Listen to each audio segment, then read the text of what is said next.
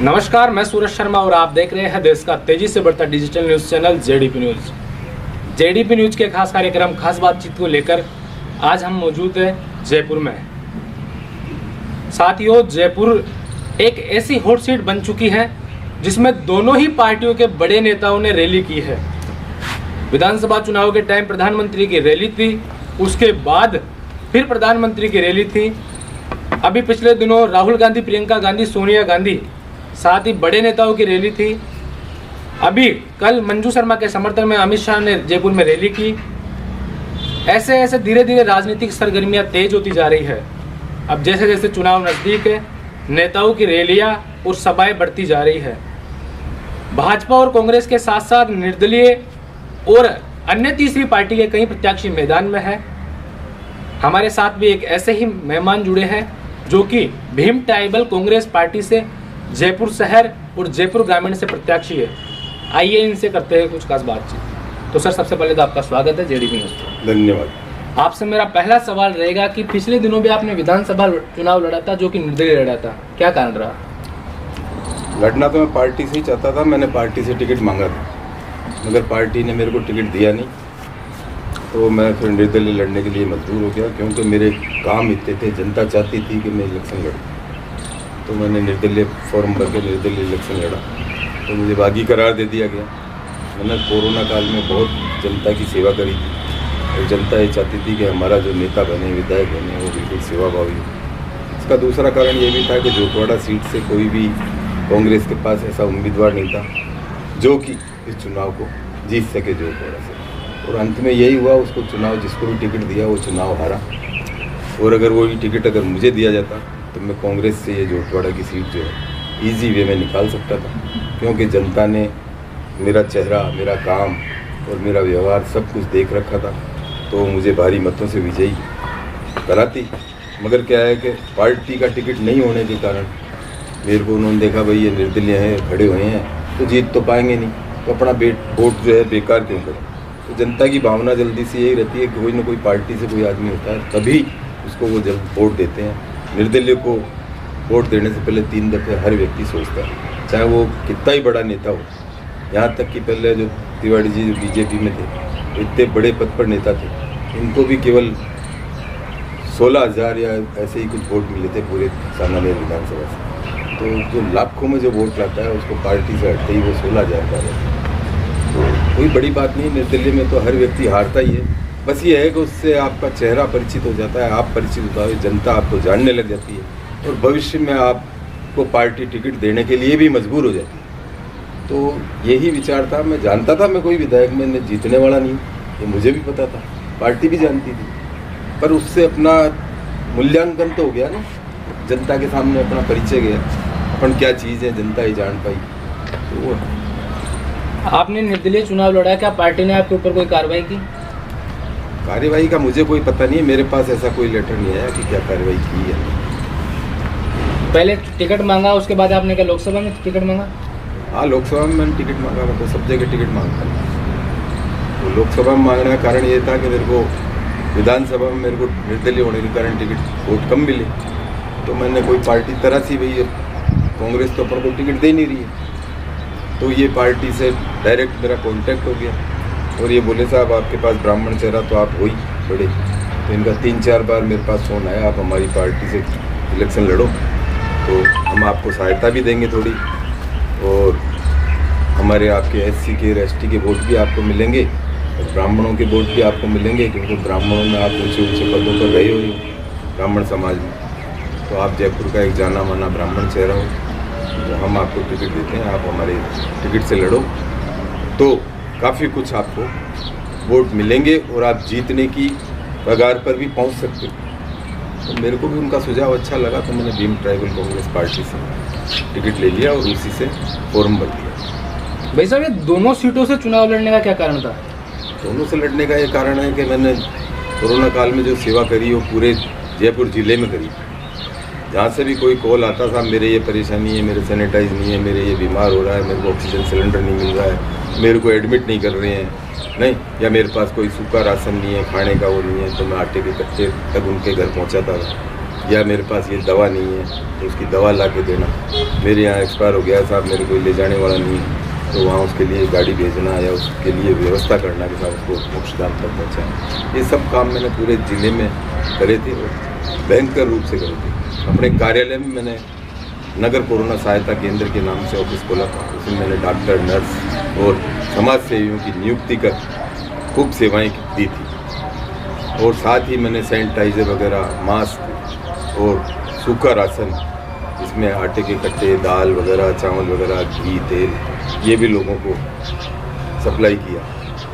इसके अलावा गाड़ी में अपने डालकर बना हुआ खाना घर घर भी पहुंचाया है। मान लो कोई आने में या ले जाने में सक्षम नहीं है तो उसके घर तक भी खाना हम घूम कर मोबाइल पर देखे हैं। सुबह 8 बजे से लेकर रात को 10 बजे तक मेरी गाड़ी जो है, कोरोना काल में लोग घर से बाहर निकलने में भी 3 दफ़े सोचते थे, उस समय में मैं जो है अपनी गाड़ी से सुबह 8 बजे निकलता था, रात को 10 बजे घर में घुसता था।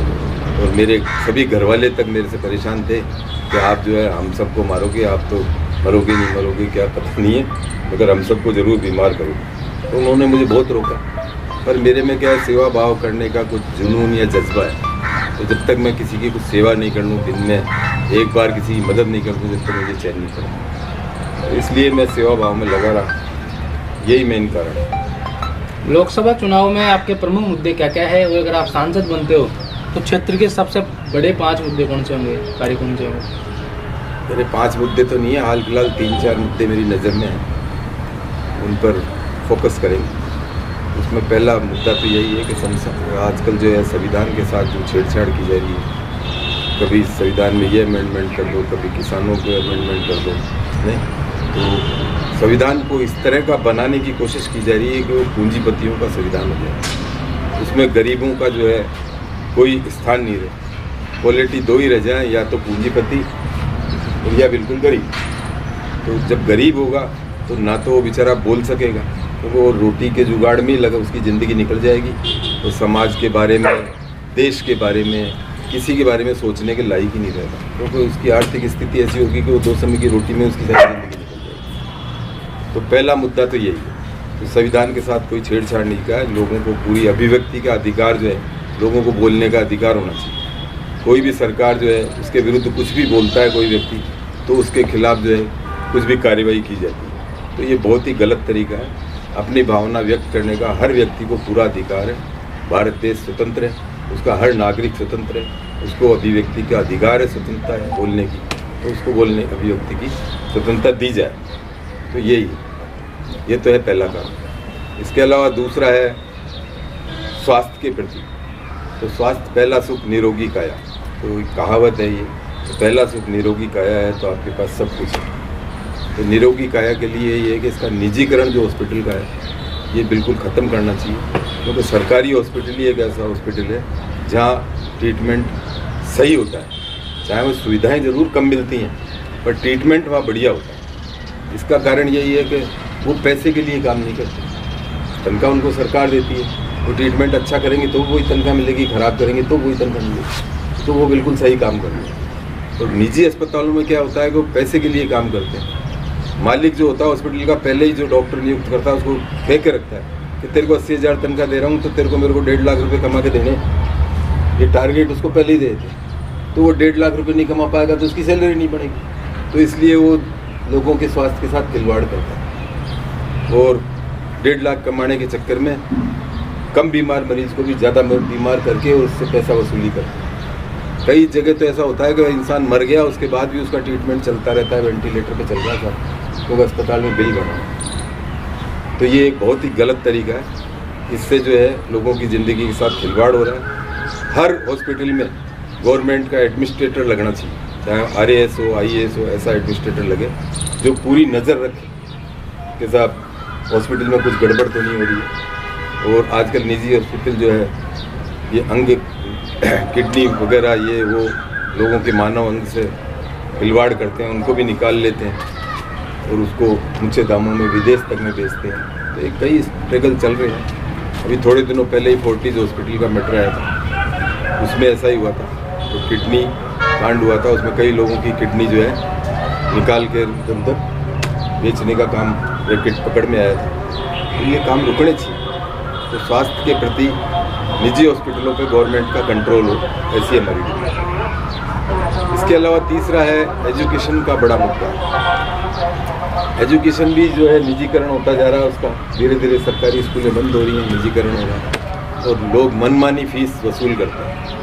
गवर्नमेंट का टारगेट होना चाहिए भाई इस क्लास की इतनी फीस होगी, इस क्लास की इतनी फीस होगी। गवर्नमेंट स्कूल में जो फीस है ज़्यादा से ज़्यादा आप उससे डबल फीस ले लो, 100 गुना फीस लेते हैं, तो वो आदमी कैसे अफोर्ड करेगा? वो सोचता है मेरा बच्चा बड़ा हो गया बहुत बड़ा आदमी बन जाएगा साहब प्राइवेट स्कूल में पढ़े। बाकी वो अपनी ज़िंदगी में वो बेचारा बच्चा जो प्राइवेट स्कूल में पढ़ता है वो जितना उसके माँ बाप उस पर खर्च करते हैं पढ़ाई में, वो उतने पैसे भी अपने पूरे जीवन में नहीं कमा पाता। अगर उसके माँ बाप उसको पढ़ाए नहीं और उसकी पैसे की FD कर देना तो वो ब्याज में बैठा बैठा खा सकता है, पर वो कमा के नहीं खा सकता पढ़ेगा प्राइवेट स्कूल में। तो बहुत ही स्थिति देश की खराब है, तो इस पर भी अंकुश लगना चाहिए।